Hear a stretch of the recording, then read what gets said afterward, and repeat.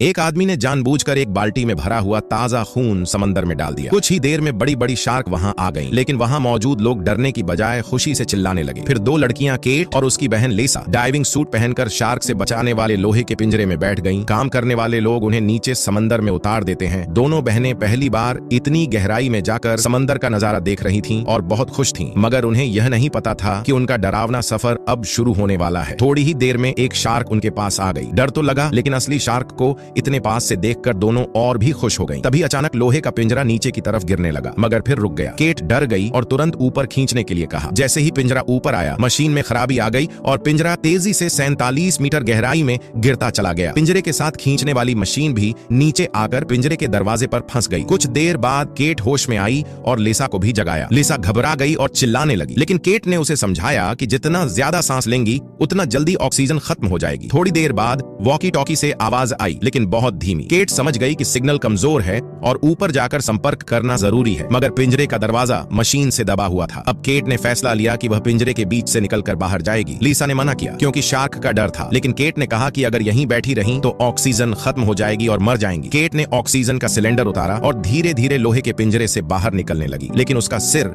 वहीं फंस गया। बहुत कोशिश की, लेकिन नहीं निकला। फिर उसने मास्क उतारकर तेजी से निकलने की कोशिश की। गहराई की वजह से उसे सांस लेने में भी दिक्कत हो रही थी। ऊपर से मास्क की रस्सी में गांठ भी लग गई थी, लेकिन आखिर में उसने मास्क पहन लिया और सिलेंडर लगा लिया। उसके बाद केट ने पिंजरे के दरवाजे पर फंसी मशीन हटाई और जल्दी जल्दी ऊपर की तरफ तैरने लगी। लेकिन वो पिंजरे से ज्यादा दूर नहीं जा सकती थी क्योंकि शार्क कभी भी आ सकती थी। चारों तरफ अंधेरा था, लेकिन उसके पास कोई और रास्ता नहीं था। काफी देर तैरने के बाद आखिरकार केट ने ऊपर वालों से संपर्क कर लिया। उसने उन्हें अपनी हालत बताई और ऊपर वालों ने कहा कि वे लोग तुरंत रेस्क्यू टीम भेज रहे हैं।